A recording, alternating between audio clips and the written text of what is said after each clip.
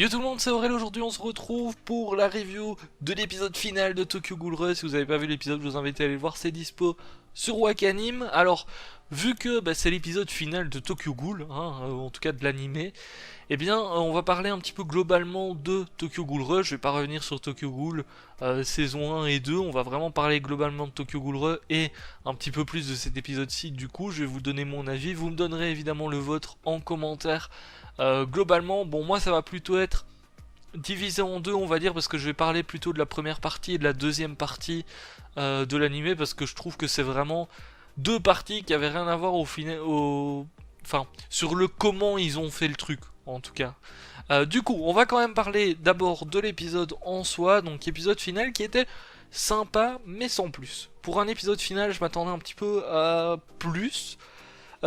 Disons qu'heureusement qu'il y avait la dernière scène avec les 6 ans plus tard qui rattrapait le truc. C'est vraiment cette scène là au final où on les voit 6 ans plus tard, etc. Comment est devenue la vie au final, qui était un petit peu plus touchante que le reste. Bon, on a eu le combat du coup Furuta contre Kaneki, on a vu la nouvelle transformation de Kaneki, etc. Bon, le combat en soi était sympa. Je trouve que ce qui était bien dans le combat en soi, c'était que Furuta, on voyait qu'il était un petit peu fou dans sa tête au fil du combat, parce que vous savez, genre il se fait couper un bras, il rigole quoi. Donc ça restait dans son caractère, etc. Mais j'ai pas trouvé que le combat était exceptionnel non plus. Bon, l'animation était, on va dire, basique, il y avait rien d'extrêmement oufissime, c'était basique, mais c'est pas parce que c'est basique que c'est pas bon, hein. Le combat en soi était bien. Mais voilà, rien d'exceptionnel. Pour une fin de saison, c'est vrai que c'est un petit peu décevant parce que, bon, ici on est sur la fin d'un animé, souvent les fins d'animé, surtout qu'ici au final, ils ont pu faire en soi, alors pas ce qu'ils voulaient parce qu'ils ont rush le truc, etc. Mais disons que c'était vraiment la fin propre au manga, je veux dire. C'était pas, ils avaient pas une contrainte où ils devaient modifier un petit peu la fin ou quelque chose comme ça. Ici, ils ont pu faire la fin du manga notamment. Enfin, je suppose que ça se passe comme ça, avec le combat, etc. Donc ça, je suppose que c'est resté pareil. Et bon, je trouve ça dommage parce qu'ils auraient pu vraiment mettre un petit peu tout justement dans cet épisode final. Et comme je vous ai dit, mis à part la scène de fin, que j'ai trouvé, franchement, la scène de fin était top. Voilà, moi il y a eu des petits moments où j'ai pas eu les petits enfin j'ai pas eu énormément de frissons, mais il y a certains moments genre où Juzo revoit son père et tout. Euh, et puis à la fin où on voit que tout le monde se réunit et tout, où on voit les ghouls qui sont avec les humains et tout, c'est vrai que c'était au final hyper sympa et c'est vrai que c'était touchant comme fin. Bon, au niveau du combat par contre, voilà, c'était ça qui m'a un petit peu dérangé, on va dire, c'était vraiment le combat. Bon, pourtant il n'était pas rushé énormément par rapport à ce qu'on avait eu avant, parce que les combats qu'on a eu dans le dernier épisode ou dans les épisodes de la partie 2, ça durait vraiment 30 secondes top chrono. Ici c'était un petit peu plus long. Je suppose que ça l'était encore plus dans le manga. Mais voilà, bon. J'ai trouvé que aussi Furuta au final c'était un petit peu le boss final, hein, c'était le grand méchant. Et j'ai trouvé qu'il n'était pas non plus hyper exceptionnel en fait. Parce que quand dans un animé comme ça, tu te retrouves face au grand méchant final ou quelque chose comme ça, tu sens que ça va être quelque chose où tu vas voir que le gars en face il est hyper fort, etc. Et au final, alors, je sais pas si c'est parce que Kaneki est devenu pété avec ses nouvelles transformations, ses machins, mais j'ai pas non plus trouvé que Furuta remplissait énormément le rôle de boss final, on va dire, qui est hyper cheat, hein.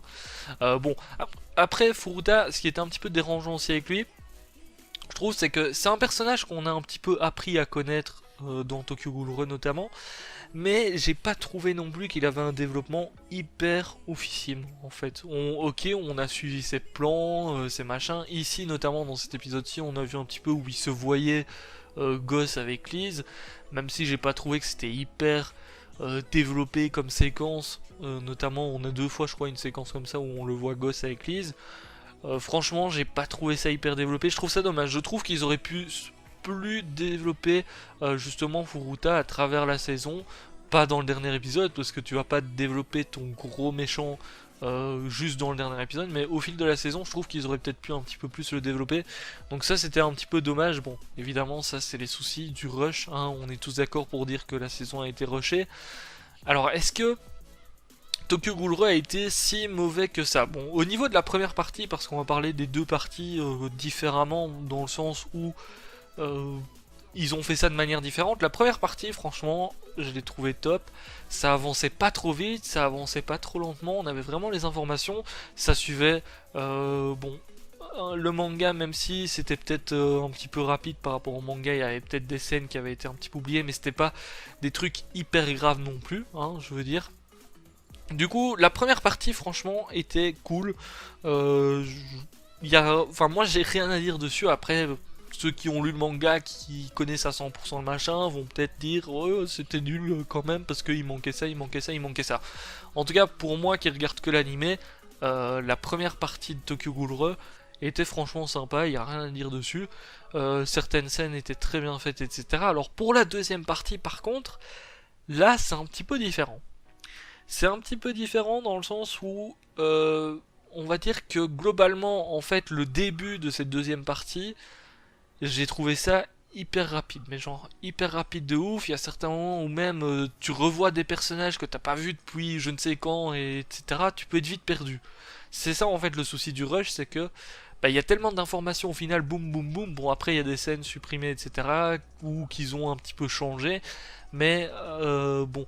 Globalement, en fait, tu sais suivre le truc, même si, bon, comme je vous ai dit, il y a certains persos, tu les as pas vus depuis 30 ans, t'es là en mode, ouais, c'est qui lui? Et puis, genre, moi qui fais des reviews, par exemple, bah, il y a parfois où je devais aller taper le nom d'un perso sur internet pour me dire, ah, mais oui, c'est vrai, on le voyait à ce moment-là et tout. C'est peut-être dû au fait aussi que la saison 2, notamment de Tokyo Ghoul, a été modifiée en animé, etc. J'en sais rien. Mais voilà, je pense que je vais lire le manga de toute façon maintenant que l'anime est fini, je vais peut-être bien lire le manga histoire de voir un petit peu tout ça parce que le manga j'ai juste lu la fin de Tokyo Ghoul tout simplement, donc il faudrait au moins que je lise aussi histoire de voir un petit peu.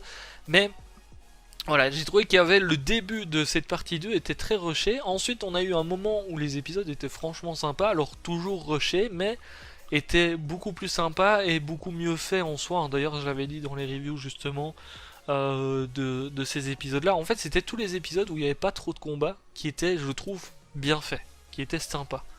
C'est vraiment les épisodes en fait où il y a des combats, etc. C'est dans des épisodes comme ça que tu te rends compte qu'ils ont bah, coupé un maximum certaines scènes et tout, parce que les combats auraient pu être épiques. Hein. Je pense à Kaneki contre Arima. Clairement, on aurait pu avoir quelque chose de ouf. Et là, bah franchement, c'est un petit peu la douche froide quoi. En fait, c'est vraiment les combats, je trouve, qui posent un souci, c'est que j'ai l'impression les moments où ils ont le plus voulu rush, et au final, il n'y a rien d'impressionnant. Le souci, c'est que là, on était quand même sur la deuxième partie de Tokyo Ghoul Re, on était quand même dans des grosses confrontations. Je veux dire, un CCG contre Ghoul, etc. C'était pas forcément le moment de rusher ça ou de couper plein de scènes, etc. Bon, après, les scènes coupées. Il y avait très certainement des scènes qui n'étaient pas non plus ultra intéressantes et primordiales dans le truc, on va dire. Mais je suppose qu'il y en avait qui étaient un petit peu... Enfin, qu'ils auraient peut-être pas forcément dû couper. Mais bon, globalement, on pouvait suivre quand même. Après, donc comme je vous ai dit, il y a eu le début qui était pas ouf. Puis ensuite, c'était sympa, mais encore une fois rushé. Puis on a eu bah, les derniers épisodes là, où encore une fois, c'est le combat qui recommençait et tout, où il y a tout qui s'enchaînait assez rapidement, notamment je pense à l'épisode dernier, enfin ouais, celui de la semaine dernière, l'épisode 23. Du coup, bah, c'est vrai qu'on a encore eu des combats qui étaient rushés de ouf alors qu'ils auraient pu être très très bien. On avait des relations, comme je l'ai dit, qui n'étaient pas hyper développées. Bon, je vais pas revenir sur ce que j'ai dit dans le dernier épisode, mais voilà. Je trouve qu'en fait, gros défaut de Tokyo Ghoul Re, c'est le rush. Sauf que le rush entraîne du coup des combats pas forcément ouf, et ceux qui auraient pu être ouf à la base le sont pas forcément.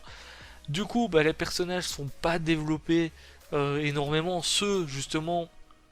Alors, il y a des personnages qui ont été introduits au début dans Tokyo Ghoul, puis qu'on a revu ici, sauf que bah, ils ont pas forcément beaucoup développé la relation qu'ils pouvaient avoir avec certains autres persos, etc. Même si on les voit depuis le début, ok, on les connaît, on les voit depuis le début, depuis la saison 1 si vous voulez, mais ça manquait de développement. Voilà, tout simplement. Je pense que vraiment ils auraient pu faire quelque chose de cool s'ils avaient eu, enfin s'ils avaient fait, je sais pas moi, peut-être 35 épisodes, un truc comme ça, 30-35 épisodes, ils auraient pu vraiment développer certaines choses qui auraient été mieux.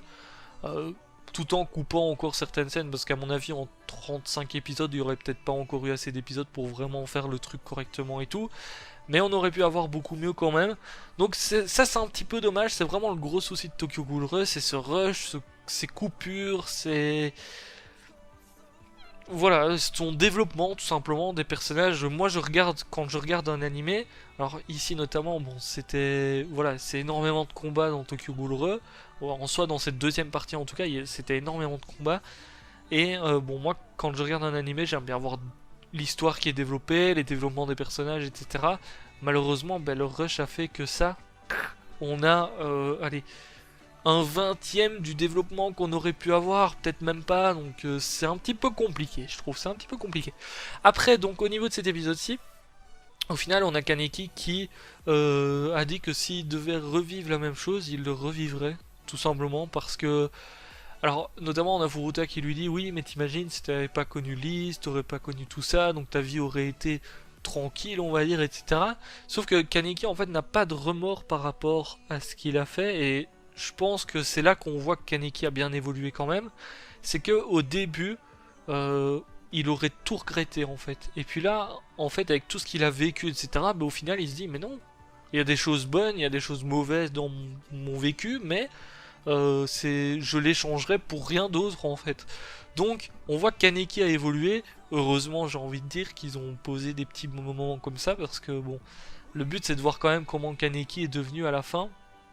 Et pas juste sa vie de famille, c'est de voir comment ses pensées ont évolué. On a bien vu qu'il avait évolué par rapport au début, hein, Kaneki, parce qu'au début, c'était le mec qui avait peur de tout, il était là, il maudissait ce qui lui était passé au final, enfin ce qui s'était passé, il maudissait les ghouls, etc. Puis au final, bah, il se battait pour les ghouls, les humains, pour tout le monde en fait, hein, tout simplement.